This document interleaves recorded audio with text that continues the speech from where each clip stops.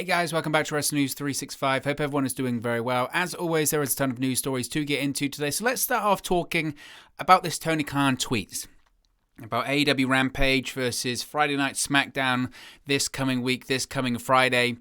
I didn't know where to put this story, if I'm going to be honest with you. I wasn't sure whether it goes in the AEW news video or it goes in the WWE news video, because it's a bit of both. And I decided, you know what, I'm not going to do an AEW news video today. I'm going to be talking about WWE, so we can put it in this news video, because I just think there's a lot of hysteria around this news story. Now, of course, next week, or this week rather, we're going to see a special supersized edition of Friday Night SmackDown. Now, instead of airing on Fox, it's going to be airing on FS1. This happens every October, and it's going to be happening due to the ongoing Major League Baseball playoffs. Again, ever since WWE SmackDown has moved to Fox, every single October, without fail, we get the move to FS1. It happened in 2019.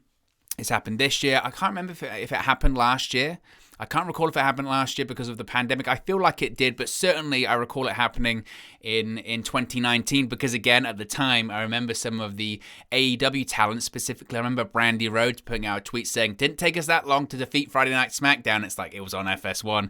Nevertheless, according to the cable listing, SmackDown's going to be a 2.5-hour show as opposed to its usual 2-hour time slots, meaning it will go head-to-head with the first 30 minutes of Friday's live episode of AEW Rampage. Now, this is where the controversy gets into all of this, because AEW President Tony Khan sent out a tweet late on Friday, which seemingly threw down the gauntlet to WWE. This is what Tony Khan said, quote, "I see you're doing a half-hour head-to-head with us.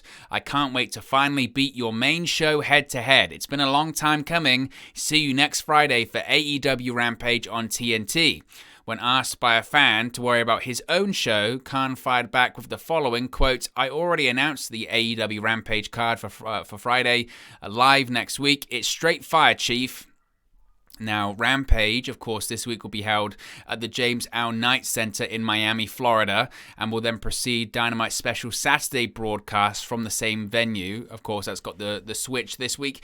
To be honest with you, I saw a load of outrage about this on social media, saying that, oh, WWE, they live rent-free in your head, Tony Khan, and Tony Khan should be more concerned about his own company and this and that and this and that.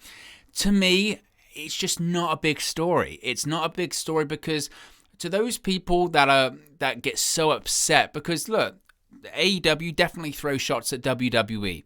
Does WWE tend to throw shots at AEW? Not really. They don't. They try their best to act like they're not real. If anything, I don't know what's more frustrating to some people or annoying to some people is when WWE pretends that AEW doesn't exist, or when Vince McMahon is asked if AEW is competition, you just flatly, no, they're not competition at all. I don't know what you're talking about. And then they do stuff which is counter-programming and actively confirms that they think that AEW is competition. Then on the other side of the fence, you get people that are very frustrated with AEW and they're constantly throwing shots at WWE, or stop throwing shots at WWE, or they live rent-free in your head, this and that, this and that.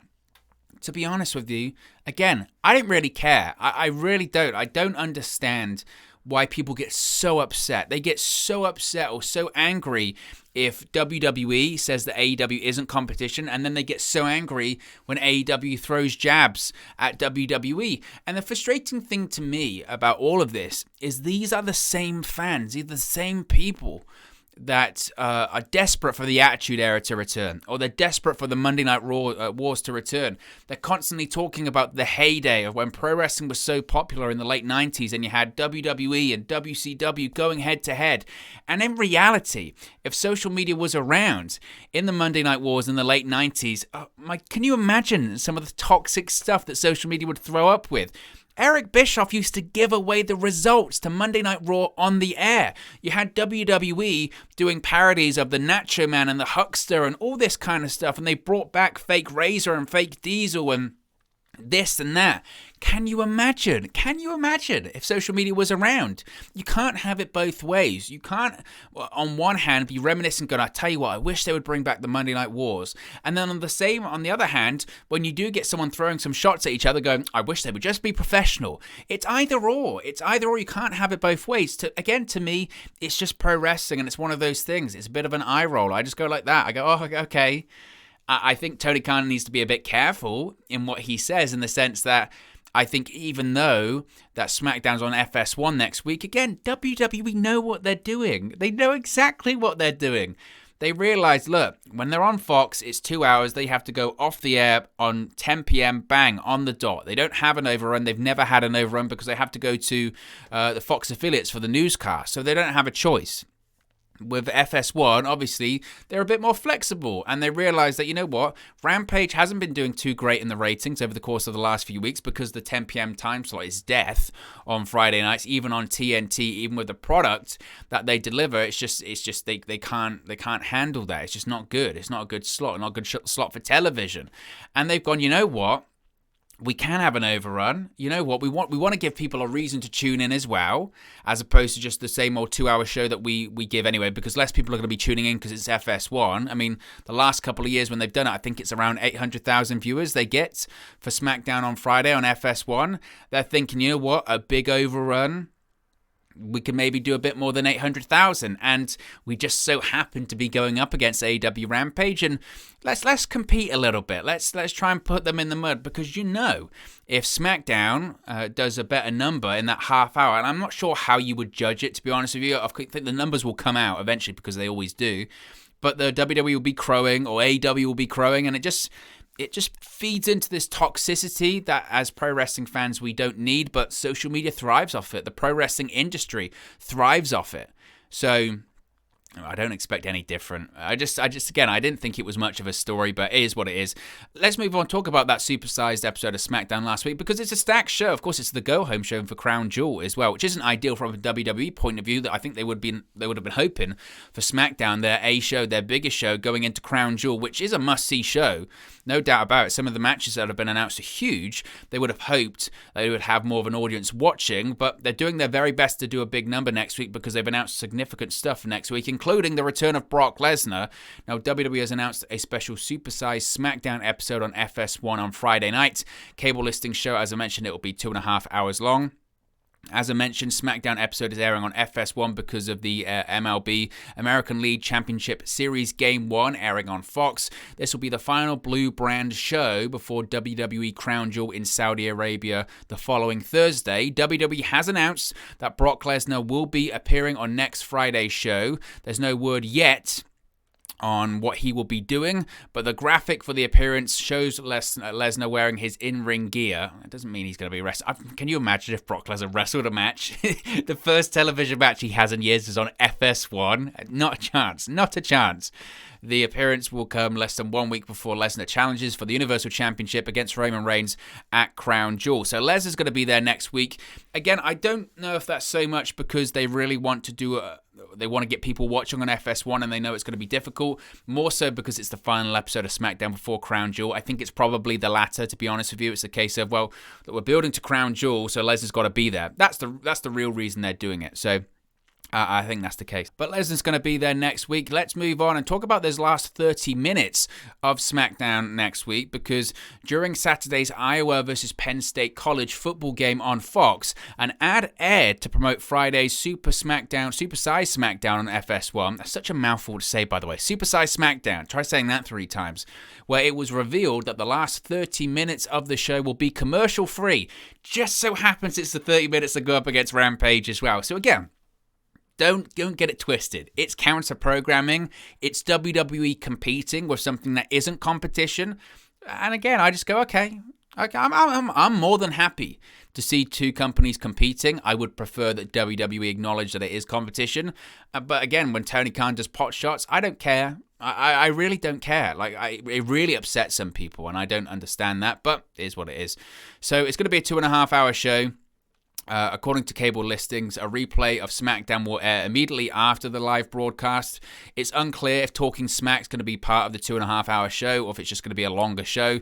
But certainly, the final 30 minutes of Supersized SmackDown will be commercial free, which goes back to my point when I say that Tony Khan has to be careful, because he's basically said, we're going to beat your A show on FS1 next week. Again, how you would be able to judge that? The ratings will come out, but do they even come out when it comes to half hour? I guess it will come out eventually. Someone will report it within the ratings industry. They'll get some kind of information. But WWE, I really do think, even though it's on a network that's watched by less people, FS, or available rather to less people, given how low the viewership has been for Rampage, and I know it might be different because it's a live show, but 30 minutes commercial free, I don't know. And again, it depends what their main event is. It's very, very likely that WWE could draw better. And it will engage a lot of conversation, certainly.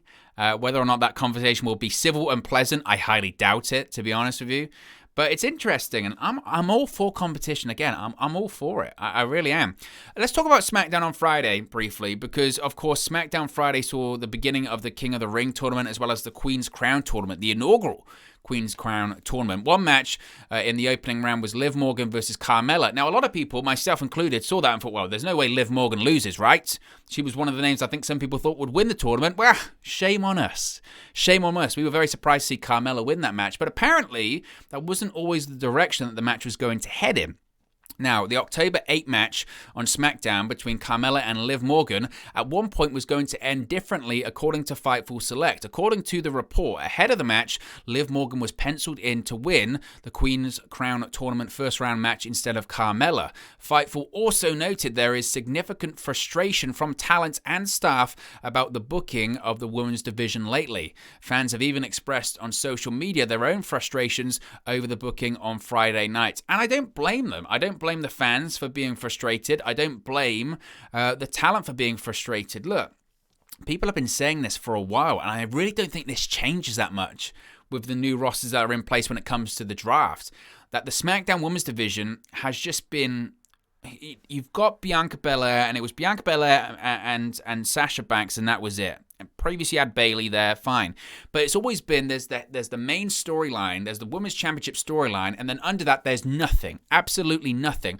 No other women's matches on the shows, no other women's storylines on the shows. The women's division just felt lifeless and limp if it's not the SmackDown Women's Championship. It certainly hasn't been the way that women have been booked in WWE for the last 5 years or so, where yes, you've got your championship storyline, but you've also got other things going on as well. That's just not been the case with SmackDown for a while, a really long time. Now, yes, you could argue the Sonya Deville Naomi stuff is a step in the right direction because it's another major storyline heading somewhere else. That's fair.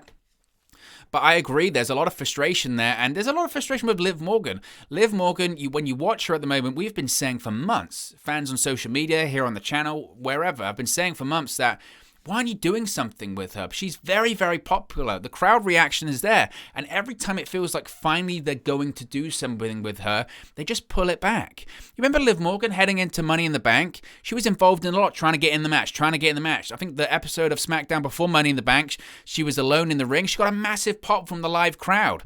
Given that crowds are back now, that was the exciting thing. Finally, the crowd are telling those people in Gorilla, guess what? We like Liv Morgan. We get behind her. We enjoy her wrestling. We enjoy her character.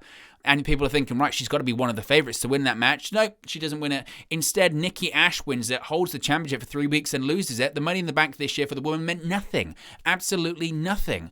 Whereas Liv Morgan, you could have made a star. And it's the same. Liv Morgan faces Carmella at Extreme Rules. You're thinking, right, finally, they're going to do something with Liv Morgan. Queen's Crown tournament comes up. Yes, this could be a vehicle to get an up-and-coming star over or finally give a big push to Liv Morgan. Nah, she loses in the first round. It does nothing for her. And I think eventually it's going to go either two ways for Liv Morgan. One, it's like the Daniel Bryan effect where eventually she gets just pushed down and beaten so many times that eventually the crowd just continue to get behind her, till eventually WWE just locks in to another push like they did for Becky Lynch or Daniel Bryan, where someone gets over in spite of their bad creative plans for them. Or on the other side, eventually she gets released and she goes to AEW and she's a big success there. Because that's how it works nowadays with WWE. And it's just one of those things, again, that you're watching it on television, you're going, why aren't they doing something with her? Oh, that's why, because the people who actually make decisions in WWE, one's a guy in his 70s who just doesn't have a clue. The other guy is Bruce Pritchard, who didn't know Kenny Omega was before 2019. It beggars belief. It beggars belief. It really does. Now, I said this was a positive step in the right direction because Sonya Deville is returning to the ring. Finally. Sonya Deville is set to make her WWE in-ring return during Friday's SUPERSIZED SmackDown episode on FS1. Now, Naomi has been feuding with Sonya Deville for several weeks now, showing frustration over how Sonya Deville hasn't booked her to wrestle a match on SmackDown and Deville's attitude towards her. Deville keeps telling Naomi she will book her the following week. It never happens. But she's also told her she's not worthy of being booked, etc. Well, the feud continued Friday on SmackDown as Naomi asked why she wasn't booked in the inaugural Queen's Crown tournament. And Deville said that Naomi isn't worthy of being a queen, not even worthy of being on the SmackDown roster. They had words until Deville said Naomi will have a match next week and revealed herself to be the opponent. So, looks like Sonya Deville is returning to the ring, finally. Now, of course, this is a big deal because it's Deville's first match since she lost the no DQ Loser Leaves WWE match to Mandy Rose at SummerSlam in 2020. Now, she took time off after that match and returned this past January to work as the on-screen authority figure along with Adam Pearce. It was reported in June that Deville was training for her in-ring return, and at one point she was planned for the Women's Money in the Bank ladder match in July. Of course, that never happened, though.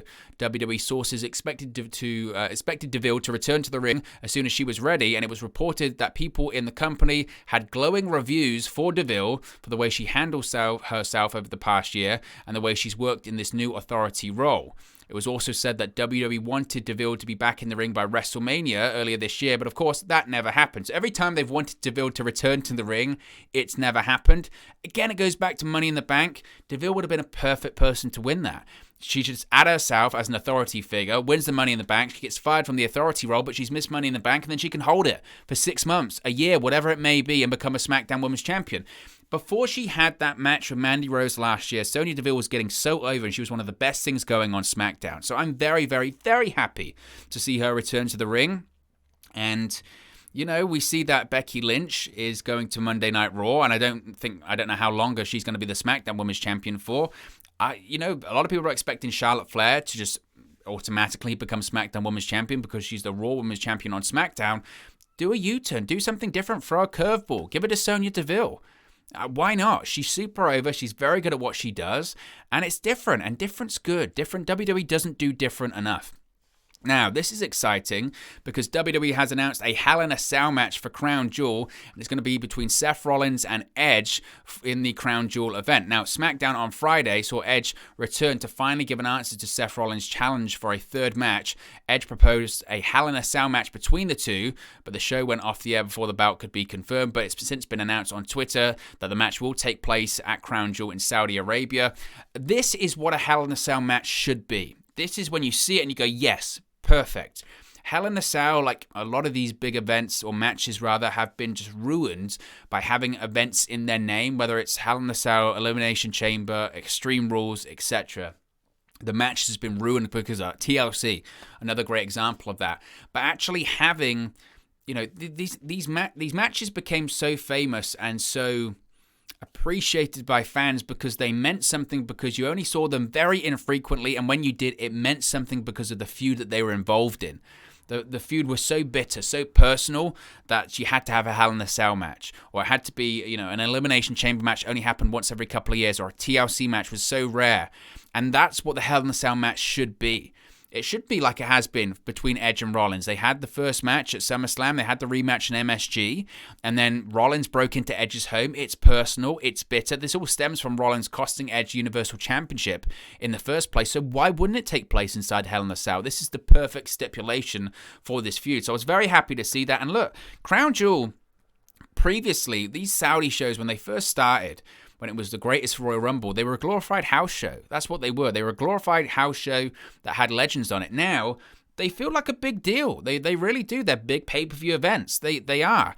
You've got Universal Championship matches between Lesnar and Reigns. You've got triple threat matches between Banks, Belair, and Lynch. You've got Lashley versus Goldberg. You've got a Hell in a Cell match. You've got the King of the Ring final, the Queen's Crown final as well. So it feels like these events are big. And it does feel like it's a shame sometimes when these matches are happening in Saudi, but hopefully it just raises the quality of these shows, because the Saudi shows have just been long associated with money, controversy, and really bad matches. Some of the worst matches in recent WWE history have come in these shows, whether it's the Brothers of Destruction versus DX, or The Undertaker versus Goldberg, or, you know, the list goes on, really, doesn't it? So at least on the card itself looks relatively good, so that's something to look forward to, I guess.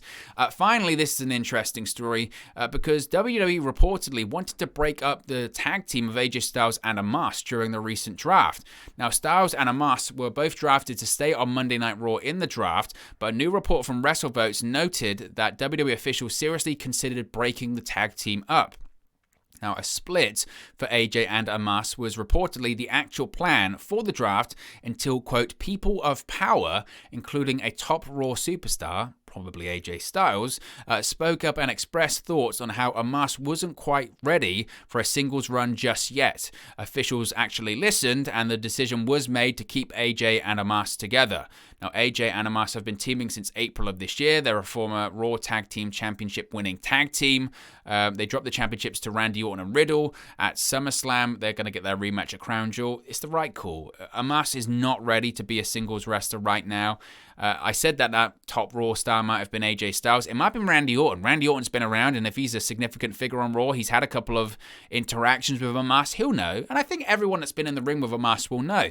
Is he as green as he once was? No. I think there is some improvement, but he's way, way, way off being able to handle being a single star. And don't get me wrong, I would love to see AJ Styles back to working singles and back to working main events in WWE.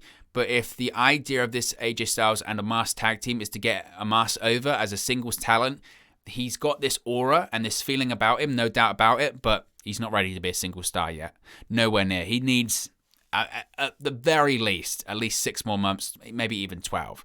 And even then, there's an argument to be made that he's always going to have his ceiling because of how tall he is, how big he is. He's never going to be this amazing, amazing pro wrestler. But he can. There's a style to working as a big man. There's a style to working as a giant, and that takes time. He certainly isn't ready for that point just yet. So it was the right call eventually. But look, guys, as always, this is just one man's opinion. What are your thoughts on all of these WWE news stories we've spoken about today? Let me know your thoughts in the comment section below. I'll do my best to respond and reply to all of your comments. Really enjoy interacting with you guys, talking about WWE, AEW, Impact Wrestling, New Japan Pro Wrestling, all things pro wrestling here on the channel. So be sure to get involved in the community. Drop a comment below. All opinions are welcome. If you have enjoyed this video, please do smash a like on the like button too. Really does help us out here on YouTube. Got the rankings and get into people's recommendation feeds if they haven't seen our videos previously. But most importantly, if you haven't already, please do subscribe to Wrestling News 365. You can do that by clicking the bottom right hand corner of the screen right now, or if you wait a few seconds, there'll be a subscribe button at the end of this video along with another video for you to watch. Thank you very much for watching, listening, streaming, or have you come across this video today, and I'll speak to you again very, very soon. Hey guys, thank you for watching, listening, streaming, or however you come across this video today. Be sure to click on the video on the right there to watch our next video, or click the bottom there to subscribe, or the bottom right hand corner. Thank you very much, and I'll speak to you again very soon.